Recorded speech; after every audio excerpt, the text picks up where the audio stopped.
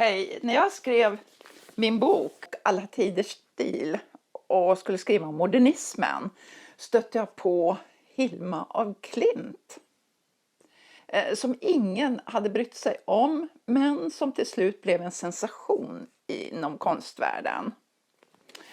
Och jag läste mycket om henne och tittade på seminarier från Guggenheim-museet i New York. Och allt detta för att skriva en enda sida i min bok. Men så är det att skriva böcker. Nu kan jag ju göra en video också.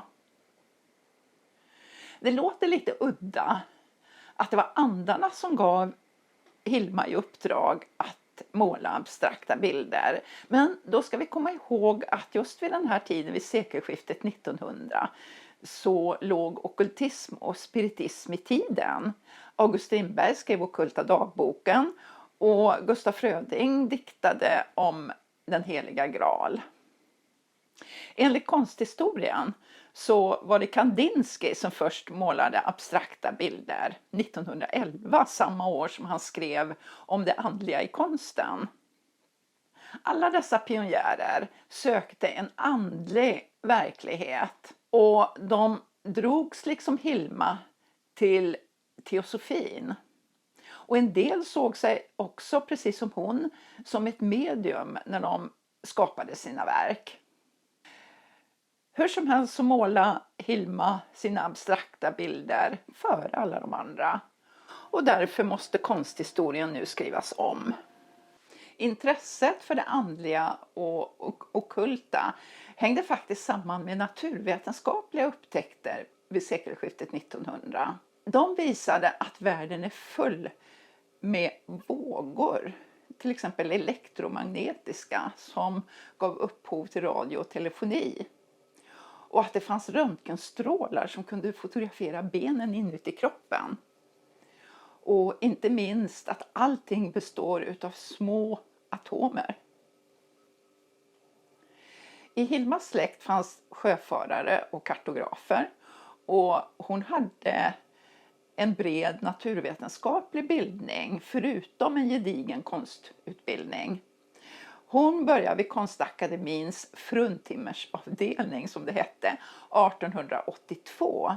Och det var samma år som en annan blivande kändis, Karin Larsson, slutade där. Och jag undrar ibland om de kände varandra. Och jag tänker också på en som började på högre lärarinneseminariet just 1882, Selma Lagerlöf.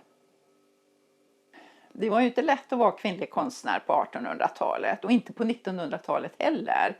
Frågan är hur det är idag. Karin levde ju i skuggan av sin man och födde 8 barn. Men hon har ju blivit erkänd som konstnär. Selma och Hilma valde kvinnor som livskamrater. Och Selma blev ju snabbt en världsberömd författare som fick Nobelpriset i litteratur. Men för Hilma dröjde det alltså mer än 100 år innan hon blev världsberömd. Man har faktiskt trott att Hilma inte ville visa sina abstrakta bilder. Men ny forskning visar att det ville hon visst. Hon reste runt med ett litet minimuseum med bilderna för att visa upp. Hon ansträngde sig för att Rudolf Steiner, antroposofins grundare, skulle intressera sig. Men hon fick väldigt lite respons och konstvärlden ignorerade henne fullkomligt. Till slut insåg Hilma att hennes bilder tillhörde framtiden. Och hon bestämde att de inte fick splittras och att de inte fick visas förrän 20 år efter hennes död.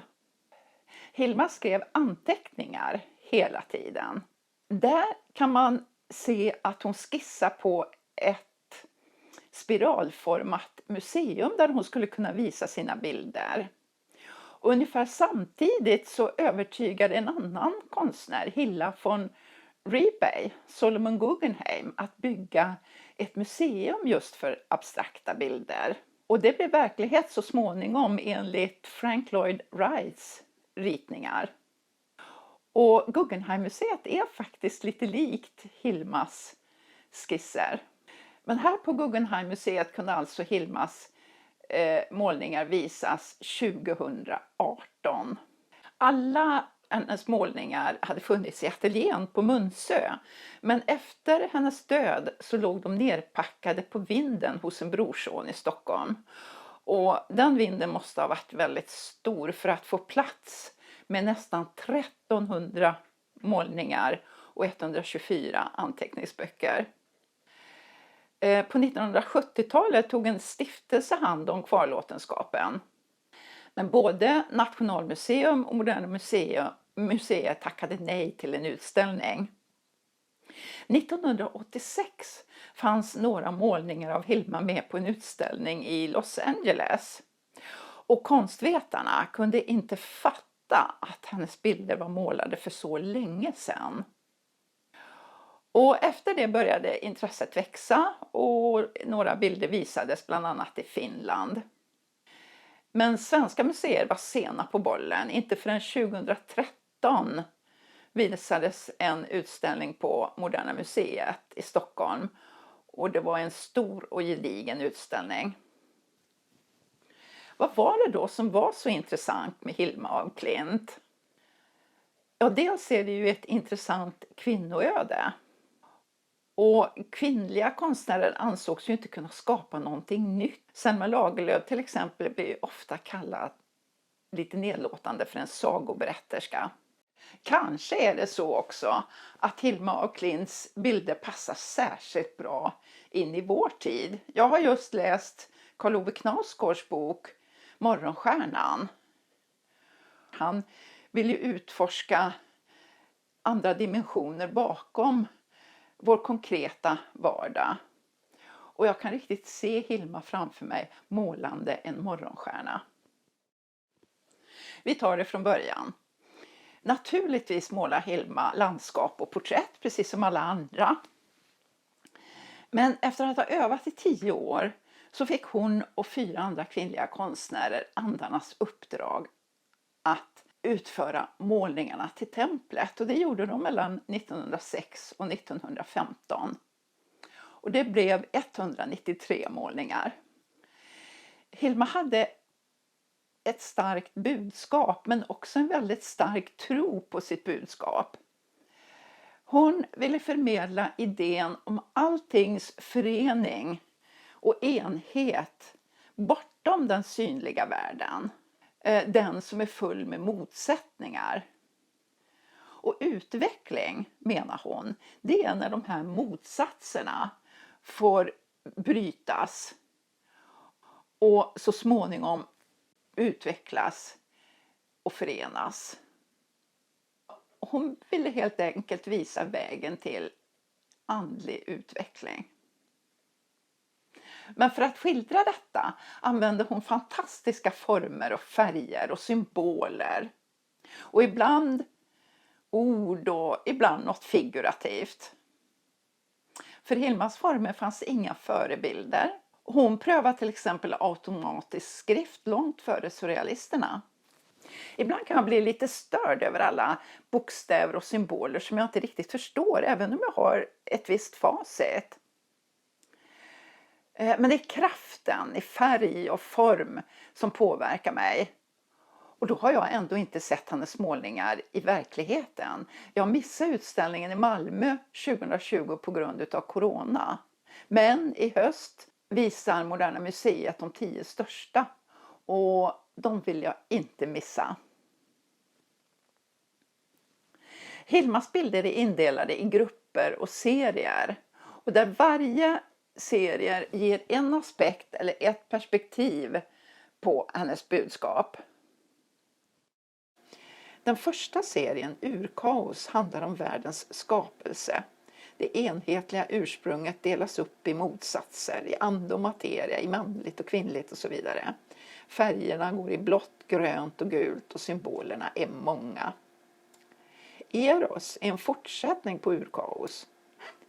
Eros eller romarnas Amor, kärlekens gud, visar motsättningen mellan det manliga och kvinnliga. Amor och psyke återkommer ofta i konsten. Hos Hilma förvandlas de till färg och form som illustrerar den manliga och kvinnliga principen som tillsammans övervinner materien, precis som psyke enligt sagan blev odödlig.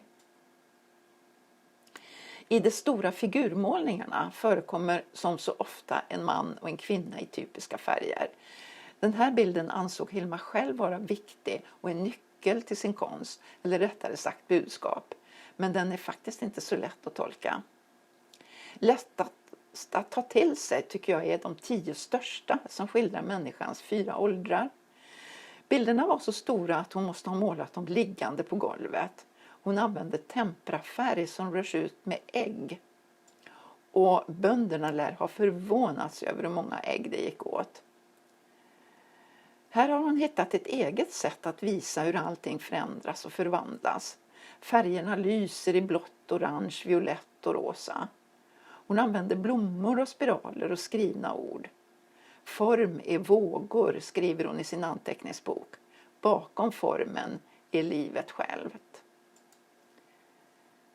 Evolutionen handlar om hur världen och materien uppstått ur anden. Och utveckling sker som alltid genom växelverkan mellan motsatser. Mellan 1908 och 1912 gjorde hon ett uppehåll. Och efter det så upplevde hon inte längre att hon var så styrd av andarna. Nu kunde hon göra sina egna tolkningar och man märker också fler kristna symboler i hennes arbete. I Kunskapens träd illustrerar hon förbindelser mellan jorden och det gudomliga genom ett träd där det som är dött och det som är levande möts. Och världen ses på samma gång i mikroskop och i kikare. Ett mikrokosmos och ett makrokosmos där motsatserna inte existerar längre. Svanen är en symbol för det andliga och översinnliga. När hon undersöker polariteten delar hon in duken i 2 delar där motsatserna möts. En svart svan ställs mot en vit.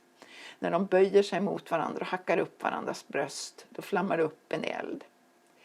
Men sen blir bilderna mer och mer abstrakta. Fåglarna blir till geometrier. Nu skapar Hilma en ny stil där cirklar delas in i segment och kompositionerna blir mer symmetriska. Nu blir det figurativ abstrakt. Svanen förvandlar materien till ande. Duvan lär handla om Sankt Göran, men Hilmas riddare rör aldrig draken med sitt svärd. Han besegrar draken på det andliga planet. I altarbilder rör sig själen neråt genom materien för att sedan vända uppåt till det andliga planet. Altarbilderna är 2,40 meter höga och måste alltså målas på golvet. För Hilma var de här bilderna själva kärnan i målningarna till templet som nu också var avslutade. I Parsifal skildras sökandet efter kunskap och sanning. Parsifal var ju en av kung Arthurs riddare som deltog i jakten på den heliga graal. Här blandar Hilma sina olika stilar. Vissa blad är helt nonfigurativa, andra berättande. Hos Hilma blir Parsifal ett dubbelväsen, både manlig och kvinnlig, och som genom jakten på den heliga graal går igenom en själens utveckling. Detta speglar också Hilmas egen inre resa som hon gjort med målningarna till templet och som hon beskriver i skriften Studier över själslivet. För teosoferna var atomerna bevis på att det fanns en osynlig verklighet bortom det förnimbara. Och i atomserien vill Hilma visa att både atomer och människor är andliga varelser förbundna med universum. Ett mikrokosmos och ett makrokosmos som speglar varandra. Och som alltid gäller det att nå den andliga nivån. Kring 1920 intresserade hon sig för de stora världsreligionerna som även de grundar sig i dualiteter som gott och ont, ordning och kaos. Hon slutade måla geometriska motiv påverkad av Rudolf Steiner och han rekommenderade vått i vått-måleri. I serien Vid betraktande av blommor och träd vill hon fånga själva urbilden av en växt genom teknik och färger. Och det visar ju sig att Hilma hade rätt genom att lämna sina verk till framtiden. För nu visas ju hennes bilder på alla stora konstmuseer i hela världen. Och det görs dokumentärer och videor och filmer och till och med en opera har skrivit om henne. Och i höst 2022 kommer en film av Lasse Hallström. Och äntligen har hennes konst kommit till sin rätt.